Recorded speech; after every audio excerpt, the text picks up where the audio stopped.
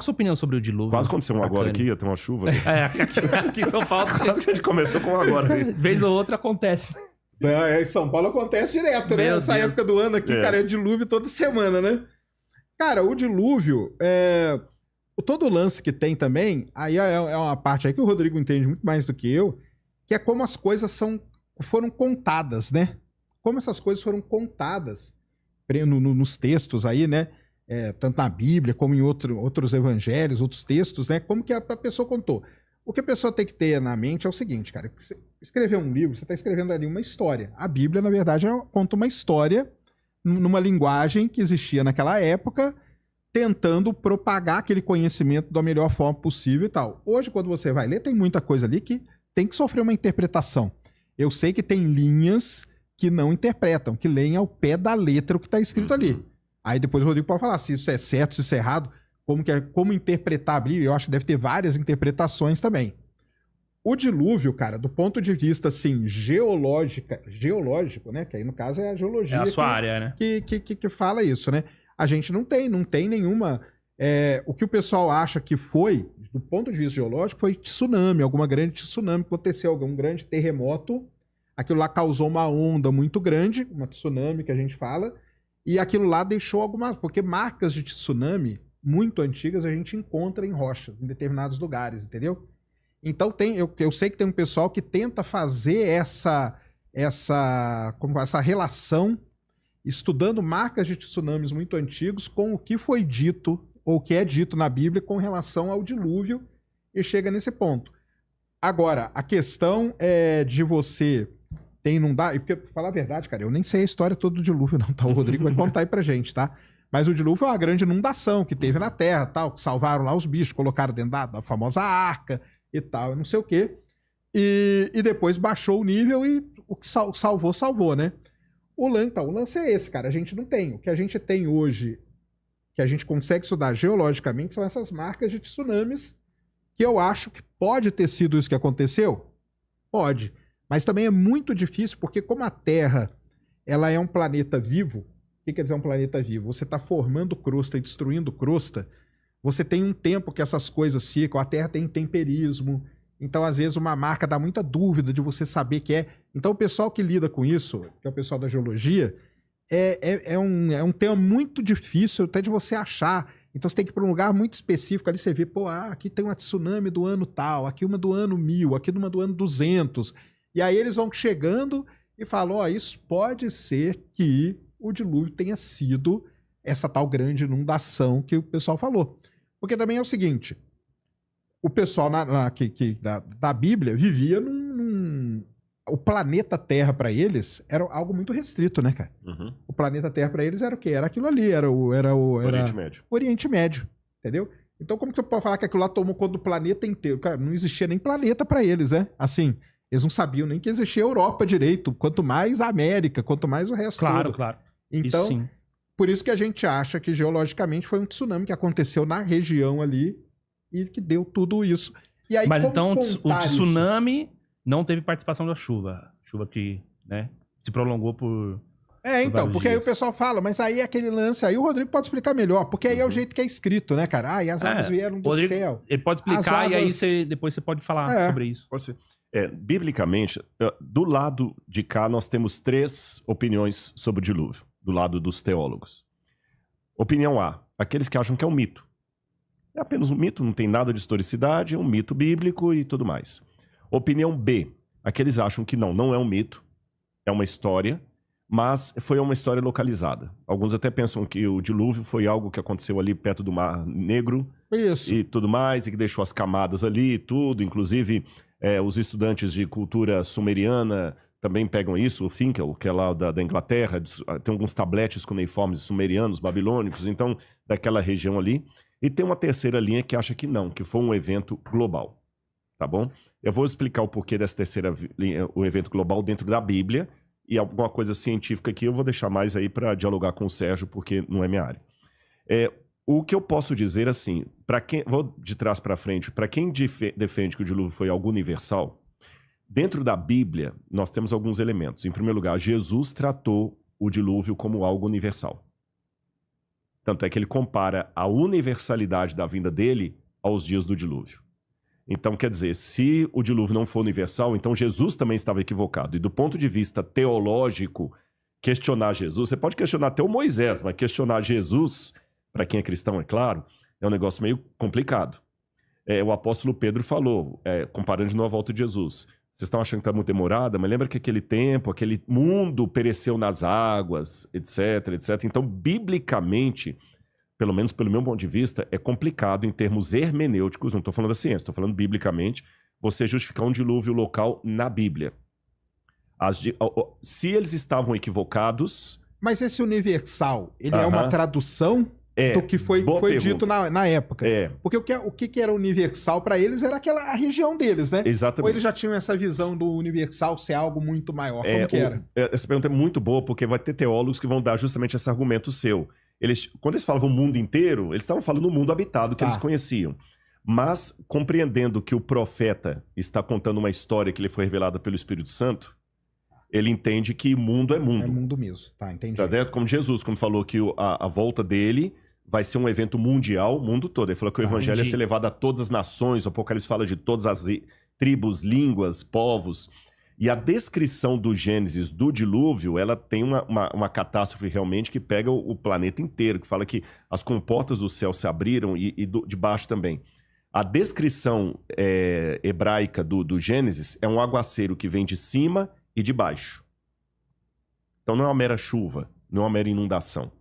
Por isso que eu tenho uma galera que faz a interpretação do tsunami. Por quê? Porque a tsunami é uma onda muito grande. Que ela cobre como vindo do céu. Então, se você estiver perto... Ainda bem que eu nunca tive, né? Mas se você estiver perto dela, é uma coisa que parece vir de cima também. Você pega um tsunami de 30 metros. Então por isso que você pega... Nossa. Por isso que é esse lance de interpretação que eu falo, exatamente. Né? E alguns pensam também assim, que a visão que eles tinham é que quando Deus criou a Terra, a água não estava aqui. A visão bíblica é que a água parece que foi trazida de fora, porque não tem um momento assim, que dia Deus criou a água.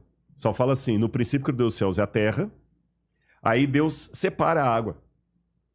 Separa a água. E ao separar a água, surge uma porção seca e um pouco de água fica retido no céu. Então, biblicamente falando, a água não faz parte da criação da terra, mas foi uma coisa que Deus colocou aqui ou separou para que a terra surgisse. Até parece que tem alguns da área científica, você corrige aí, que parece que também trabalham com a hipótese que a água veio do espaço.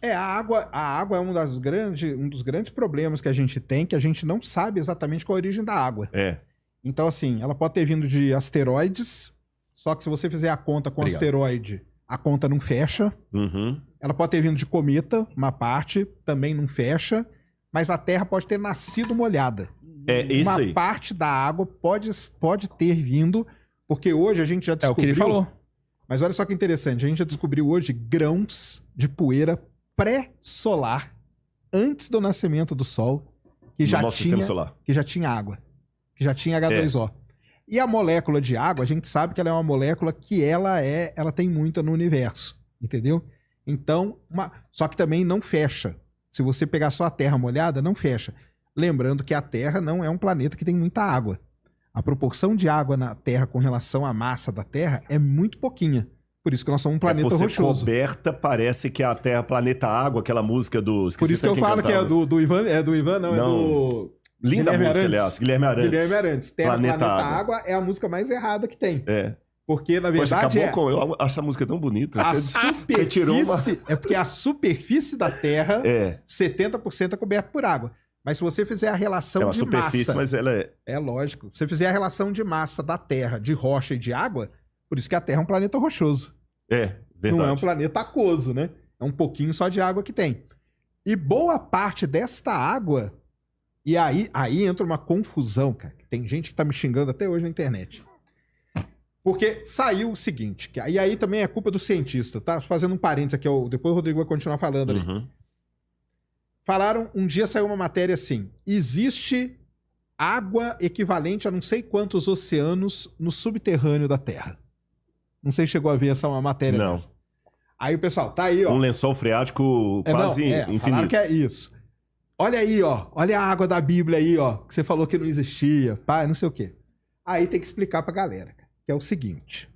A lava vulcânica, ela tem muita água. Obviamente, porque a rocha está derretida, forma-se H2O. E o que é água? O que é água? Água é H2O, cara. Uhum. Não importa pra mim se eu tenho uma molécula de H2O aqui, eu tenho água. Se eu tenho um balde de água, eu tenho água. Se eu tenho uma pedra de gelo, eu tenho água. O lance é, existem moléculas de H2O no subterrâneo da Terra que, se você juntasse todas elas, daria mais do que os oceanos. Entendi. Mas não é que você tem um oceano embaixo da Terra. Cara, isso aí criou uma confusão que você não faz ideia.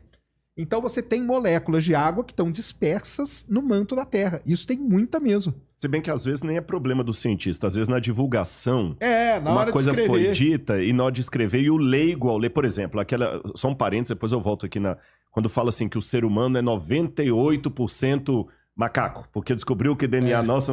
Eu li o artigo científico. O camarada lá, ele faz comparação com vários seres. Nós temos 40% de semelhança no DNA com a banana. É porque do que foi mapeado do genoma humano, mapeado do... Você entendeu? Aí o pessoal pegou só aquilo ali e virou manchete. Aí tem até algumas revistas de divulgação científica que às vezes ajudam a propagar isso aí. o que não foi dito no artigo científico. E aí os meios de comunicação falam, aí o pessoal, descobriram um oceano no interior da Terra. Aí acabou, cara. Mas eu achei interessante, você falou. Então, existem uma espécie moléculas de H2O. De H2O, dispersas no manto da Terra. Se por acaso a gente conseguisse juntar todas elas, um dia juntar tudo... Então, isso dá mais do que no oceano. Sim, mas não tem um oceano, é diferente. Não é um oceano. Sim, mas poderia se trabalhar hipoteticamente, com a ideia que um dia, se essas moléculas estivessem todas juntas e se separaram por qualquer situação... Sim, elas teria bastante água. Ou seja, o planeta Terra um dia foi aquoso. Não, porque mesmo assim é pouco. Mesmo assim é pouco? É pouco, em relação à massa da Terra. A massa, né? Tá entendido. A relação não mudaria massa, a nomenclatura. Não daria. Biblicamente, o Gênesis só coloca assim: no princípio, criou Deus os céus e a terra, Bereshit bara Elohim. Ele criou o céu e a terra e diz que o Espírito de Deus pairava sobre as águas. Então já existia água. Você entendeu? Agora, é só que isso no princípio criou Deus os céus e a terra, não é ordem cronológica, não, é um título. Mas o céu e a Terra é Terra-planeta. Terra-planeta. Tá. Terra-planeta. E aqui eu tenho uma discordância do Marcos Eberlin. Muito respeitosamente. Eu amo o Marcos Eberlin e tudo mais. O Marcos Eberlin entende que todo o universo... Hoje ele vai fazer uma live me xingando. Não vai não. Porque que Deus ele esteja sabe com você aí, Marcos. Que todo o universo tem milhares de anos. É um universo curto. Uhum. Universo jovem. Terra jovem, né? Não terra. Universo jovem. Universo jovem. Eu trabalho com a possibilidade que o universo pode ser longevo e a vida na Terra ser mais curta. Nem a planeta em si. Por quê? Porque, como eu falei, no princípio criou Deus os céus e a terra, isso é um título. Não é o primeiro passo. O primeiro ato. Agora eu vou te contar como é que Deus criou o céu e a terra. Então, aí o Espírito de Deus pairava sobre as águas e a terra, no hebraico, diz que ela era sem forma e vazia. Vavorro, vatorro. Sem forma e vazia. O que é isso? Aí tem toda uma questão dos hebraístas para tentar entender. Era uma coisa assim que não muito formatada. E ao fazer a separação de águas, surgiu a porção seca. É isso que a Bíblia diz. Ao fazer a separação de águas, surgiu a porção seca. Mas ao surgir a porção seca, uma parte dessa porção seca ficou no entorno do planeta e outra parte ali. E o dilúvio consistiu em quê? Em que uma parte dessa porção que estava aqui caiu e provocou o dilúvio, e outra parte que estava no subsolo subiu, as duas se encontraram, inundando tudo, né? É isso que a Bíblia diz. Agora, vamos lá, alguns detalhes também. Por que não pode ser localizado? Deus prometeu a Noé que nunca mais ele mandaria um dilúvio à terra. Inundação tem uma atrás da outra. Sim. Se o dilúvio foi apenas uma inundação... Eu estou falando do ponto de vista bíblico, não entendo do ponto de vista científico, né? Se o dilúvio foi apenas uma inundação local, então o Deus da Bíblia é um mentiroso. Entendi. Porque ele prometeu a Noé que ele não mandaria mais um dilúvio sobre a terra. Inundação tem a torta e a direita. Eu estive no Rio Grande do Sul lá, eu vi o que aconteceu lá no Rio Grande do Sul, então Deus mentiu. Então, do ponto de vista exegético, justificar um dilúvio localizado é complicado. Justificar um dilúvio mitológico também é complicado, porque você está desmentindo Jesus. Então, não me sobra muita coisa senão uma leitura nesse ponto literal de um dilúvio mundial. Agora, A partir disso aqui, eu tenho isso no texto, é a hora a gente levanta a cabeça para o lado do muro e começa a conversar com os geólogos e paleontólogos e tudo mais. Existe alguma possibilidade de alguma coisa assim? Aí, de novo, como leigo, o que eu tenho visto alguns... Até o doutor Naor Neves, por exemplo, já aposentado, trabalhou muito tempo com paleontologia e geologia. Tenho também o Marcos Natal, que também era geólogo, formado lá na Universidade Federal do Rio de Janeiro, do Rio de Belo Horizonte. Eles trabalham com uma expressão que ela também tem várias explicações. Catastrofismo universal. Qualquer geólogo observa que houve uma catástrofe geológica que pegou o planeta todo. Aqui o debate vai bater apenas o seguinte: essa catástrofe aconteceu quando? E nós estamos falando de uma catástrofe que deu todos os resultados que nós temos, ou de várias catástrofes localizadas que me permitem esse cenário. Aí a leitura que alguns fazem, por exemplo, e Sérgio, o que eu for impreciso aqui me corrija, porque eu estou reproduzindo o argumento de outros. Beleza. Não é uma área de minha própria investigação.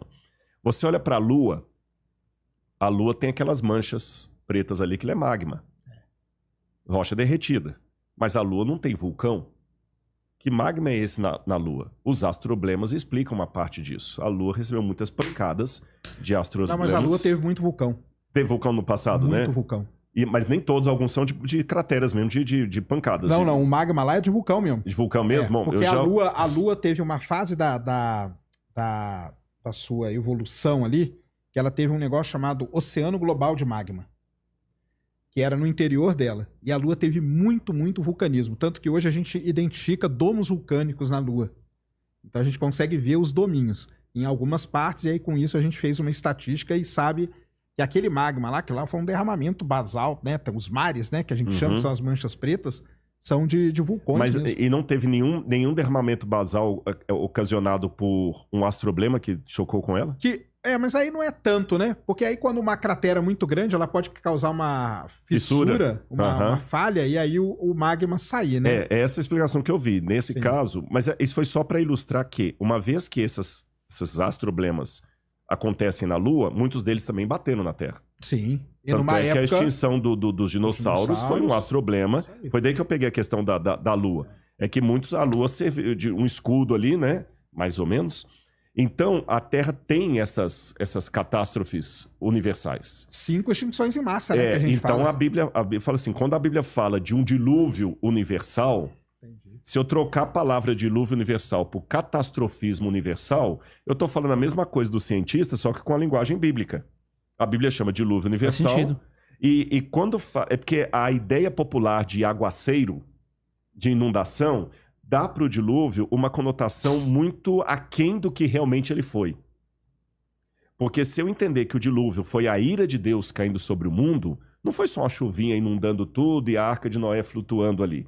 Foi uma coisa de ira mesmo, de caos. Tanto é que Pedro fala que os céus estão entesourados para a destruição, que vai ser a volta de Jesus.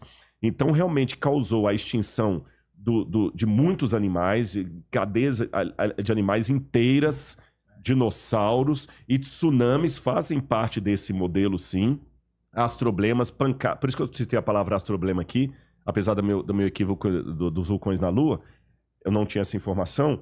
Mas aqui bateram astroblemas com tsunamis, talvez de 30, 40 metros de altura, varrendo tudo aqui. E essa catástrofe, ela foi tão emblemática que, aí é uma questão de fé, pelo Espírito Santo, aqueles que sobreviveram foram contando. Aí 2 elementos mais para dar a oportunidade do Sérgio também colocar o contraponto dele. De novo, estou explicando como leigo. Parece-me que em geologia há 2 tipos de fenômenos. Os ordinários e extraordinários. Ordinários é aquilo que está acontecendo todo dia, mas eu não consigo acompanhar. Eu não consigo ver. Esse prédio aqui está tendo uma erosão. Se ninguém der manutenção nesse prédio, não sei, vou chutar um número aqui, quem sabe daqui a 200 anos ele vai colapsar. Porque é o efeito ordinário da erosão. Porém, se tiver um terremoto aqui, esse prédio vai cair em 2 minutos. Claro. 2 minutos. O terremoto é um efeito extraordinário. Então, o efeito extraordinário, ele provoca num curto espaço de tempo que o ordinário demoraria séculos para provocar. Então, trabalhando com a hipótese que pode ter havido um catastrofismo bíblico que provocou uma extinção em massa, queda, acúmulo de terras, barreiras, sufocamento, produção. Então, pode ser, a hipótese é que algumas leituras geológicas que são interpretadas em termos ordinários podem ter sido extraordinários. Entendeu? Aí é um assunto que vai ficar desleal se eu discutir com o Sérgio, porque a minha área é pequena nesse sentido, mas, por exemplo, muitos fósseis não demonstram aparência de milhões e milhões de anos para se fossilizar, porque você tem um animal que parece que ele foi fossilizado comendo um outro, caçando, um peixe assim com a barbatana ainda aparecendo, coisas que desapareceriam num processo longínquo. É mais ou menos por aí que vai a argumentação. Agora, é lógico. E o último ponto que eu ia mencionar. Quando você vai agora na área da arqueologia e procura os primeiros escritos da humanidade, que até a segunda ordem, a escrita foi inventada na Suméria, os sumérios foram formidáveis. Os sumérios inventaram a roda, a agricultura, a cidade com muros. Agora, não sei se eu falo inventaram ou descobriram a matemática. A matemática é sempre essa questão, né? Ninguém sabe. Entendeu? A matemática, a economia e a escrita. Aí, quando você vê os primeiros documentos da humanidade, o que os sumérios contam que eles são? Eles falam que eles são descendentes daqueles que sobreviveram ao grande dilúvio. E que os ancestrais deles, aí que vem o épico do Gilgamesh, Utnapishtim, Ziusudra, esses textos sumerianos do dilúvio, babilônicos também, Atrahasis, que são os nomes que eu chamo o Noé diluviano, o Noé babilônico. E é muito interessante a similaridade com a história que a Bíblia vai contar depois. A única diferença é que um salvou animais, o outro salvou plantas, levou sementes. Entendi. Sabe? E que ele soltou a pomba e o corvo para ver se as águas baixaram. E que essa arca pousou em algum lugar perto da região de Urartu, que não é o Monte Ararat. Urartu é uma cordilheira enorme, maior do que os Andes. E que os que entraram na arca moravam num paraíso chamado Edenu, ou Edim. Do Éden, né? Que é Éden em hebraico, Edenu em sumeriano. Certo? Aí alguém pode falar, então a Bíblia plagiou esses mitos. Não, porque quando você analisa literariamente a Bíblia com esses mitos, há muitas contradições que não aceitam... E uma delas é que a Bíblia é monoteísta. Todos os mitos são politeístas. Outro detalhe é que um mito, quando plagia um outro mito, ele sempre amplia o embelezamento da história. A Bíblia, ao contrário, ela resume, ela tem muitas lacunas, muita falta de informação. E outros argumentos que eu podia dar aqui.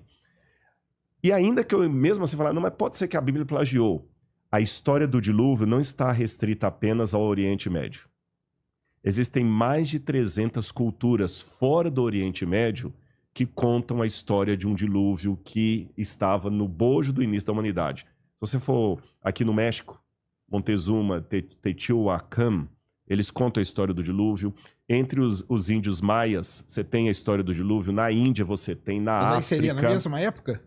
Oi? Não dá pra saber. Não, os mitos são de épocas diferentes, mas assim, são todos assim, longevos e na época de James Frazer, que trabalhava com a mitologia comparada, partia do início que houve um mito do dilúvio que desencadeou todo, mas isso está abandonado na academia hoje. Hoje está mais fácil pensar o seguinte, houve um evento histórico de proporções realmente traumáticas e universais, e os povos que surgiram depois remetem a esse momento. É mais lógico pensar assim do que falar assim, você copiou o Sérgio e eu copiei você. Você entendeu? O Júnior copiou o Sérgio, eu copiei o Júnior. Então, assim, se o dilúvio foi apenas um evento localizado no Oriente Médio, os mitos do dilúvio deveriam estar restritos àquela área geográfica. Sim. E não em todo o planeta. E nem tem nenhuma influência de missionários nem nada, porque os descobridores já encontravam índios daqui das Américas contando essas histórias. Exatamente. No Peru, os incas já tinham essas histórias. Então, isso foi tão forte que até o Levi Strauss, que era ateu, falou, eu realmente não tenho explicação isso. Como os mitos da Bíblia estão espalhados em povos que não tiveram nenhum contato com a cultura que produziu a Bíblia. Mas isso é uma leitura que eu fiz aqui, e alguma coisa que eu tentei falar da área do outro aqui, eu espero não ter falado muita bobagem. Pode ser um evento global, pode ser mesmo, porque a Terra passou por 5 extinções em massa, né? Boa parte delas são ligadas ao vulcanismo. Boa parte delas. Mudanças climáticas muito sérias, né? E quando você tem um grande impacto, se ele foi no oceano, porque aí tem chance, a chance maior é que bata, né? Porque como é 70% da superfície é água, aí pode mesmo ter marcado em vários lugares e cada cultura ter sentido aquilo, relatado aquilo de um jeito e que no final você chega mais ou menos na mesma história, né? Isso aí faz muito sentido mesmo. É a maneira como nós vemos. Mas também, mesmo do lado de cá, viu, Sérgio, existem muitos pontos obscuros também. Não. Por exemplo, eu não consigo explicar nesse modelo bíblico os cangurus na Austrália. Entendi. Porque ele tá muito... Você não tem... Porque se for por assim, eles têm que ter saído da arca e... Ah, sim, claro. Ocupado. Então tem também... Mas são mistérios que qualquer saber científico vai ter também. Sim, são Mas mistérios. aí a arca, a sua interpretação da arca é o quê? Que aquilo lá é um sentido figurado ou é um negócio real mesmo? Como eu acredito na historicidade bíblica, eu acredito que houve Noé, houve a família dele e houve a arca. O lance é assim, salvou um casal de cá. Casal de cada espécie. Aí começa a entrar numa parte mais... Aí entra um detalhe que eu vou ter que apelar para a fé no seguinte sentido. Não é o Deus das lacunas. Vou colocar da seguinte maneira. Eu não sei como é que opera o celular. Eu não sei como é que opera. Mas eu sei que ele consegue, às vezes, ouvir o que eu tô falando e começa a aparecer o algoritmo mandar a propaganda daquilo para mim. Como é que aquilo acontece, eu não sei. Se eu não tiver um celular na mão e eu for contar isso para um índio ou para alguém aí, eu falo assim, como é que você sabe? Eu falo, não sei como é que funciona, não. Eu sei que é assim. Se você tiver, vai funcionar. Por que você sabe? Lá, né? Eu não sei como é, mas eu sei que foi. Eu vi o 2, foi um fiasco, né? O Autocompadecida 2 foi um fiasco. Então, o que acontece? Depende da autoridade que você atribui a quem está fazendo aquela afirmação. Eu não sei se está fazendo sentido o que eu quero dizer. Há muitas coisas que você não consegue provar nem explicar, porque foge ao seu espectro mental. Ah, sim. Mas a partir do momento que você confia na autoridade de quem fez aquela declaração, você fala assim. Entendeu? Por exemplo, eu não sei... vou dar um exemplo aqui agora. Eu não sei como é que foi parar vulcão na Lua. Eu não tenho a menor noção disso. A informação que eu tinha até hoje é que não tinha vulcão na Lua. O Sérgio mexe com isso há anos. Ele falou comigo assim, tem vulcão na Lua. Amanhã eu falo assim, pois é, tem vulcão na Lua. E se alguém falar assim, como? Impossível. Se aquele negócio tem vulcão na Lua, eu não saberia argumentar. Mas como eu atribuí autoridade nessa área ao Sérgio, o Sérgio falou assim, olha, o Sérgio não ia falar bobagem. Entendeu a questão? Se ele falou que teve vulcão na Lua, ele tem suas razões que eu não sei replicá-las.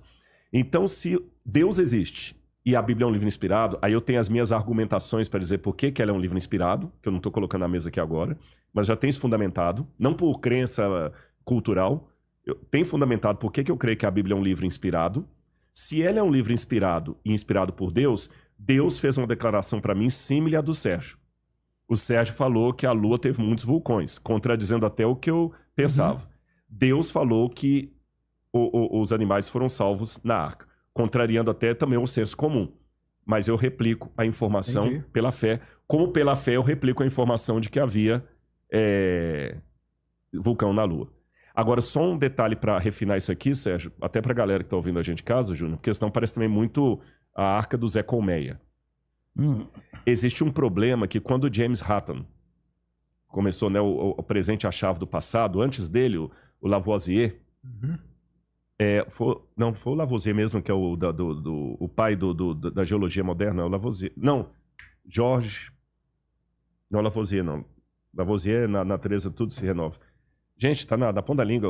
É Jorge, o pioneiro da geologia no mundo, que o primeiro que começou a identificar os dinossauros como dinossauros, que o pessoal pensava que eram dragões extintos. Ah, não, mas aí é eu tô indo lá atrás. Cuvier. Ah, tá. O Cuvier. Na época do Georges Cuvier, ele apanhou muito dos religiosos. Eu tô indo lá atrás mesmo. Por quê? Todo mundo via ossos de dinossauros. A vida toda. Só que o pessoal achava que os ossos de dinossauros eram dragões. Uhum. Tanto é que a palavra dinossauro é uma palavra também não científica, né? Chamar dinossauro, etimologicamente falando também, que é dragão, é mitológico. Aí, quando ele falou assim, não, isso aqui, Cuvier foi o primeiro que falou o seguinte, isso aqui é uma espécie de animal extinto. Isso causou um grande problema na academia teológica, porque os teólogos trabalhavam com duas premissas que não são bíblicas. Era interpretação. Entendi. Eles diziam o seguinte, não pode ser por duas razões. Tudo que Deus criou não pode ser extinto. Só que a Bíblia não diz isso Em lugar nenhum. Foi uma interpretação Interpretação do cara deu. Tá. Segundo problema. O Gênesis fala que Deus criou tudo segundo a sua espécie. Então Deus já criou os animais prontos. Então lá no Éden tinha o leão, tinha o tigre, só que hermeneuticamente falando, ambas as declarações não estão na Bíblia, são erradas. Quando fala que Deus criou cada um segundo as suas espécies, está falando de matrizes. Então, o que Deus criou pode ser extinto, sim. Não tem nada na Bíblia que proíbe isso. Então, o que entrou na Arca de Noé foi um casal de Félix Léo. Eu sei que na biologia também, seria com Pirula mais a conversa, existe todo um debate também sobre os filos. O que são as espécies, o que é espécie e tudo mais. Mas uma coisa já é um consenso. Todos os cachorros que existem são descendentes de um tipo canino, primitivo, não é isso? Entendi. Lupus caninos. Ah, tá. Foi esse original que estava na arca. É esse original que estava na arca. Você tá entendendo? Então não é que ele entrou lá com um chihuahua, um dog alemão, Yorkshire. Ele precisava ter apenas as matrizes. E a partir das matrizes nós temos as variações que tem hoje. Você entendeu? Então ele levou um Félix Léo e desse Félix Léo deu um grupo de felinos. Não sei que tipos, porque até os biólogos ficam debatendo aí quais são os filos. Então seria mais ou menos isso que eu queria esclarecer. Não, entendi. Se você assistiu até aqui é porque você tá do lado certo dessa história. Então você vai clicar no like e se inscrever para não perder nada do Redcast aqui no YouTube.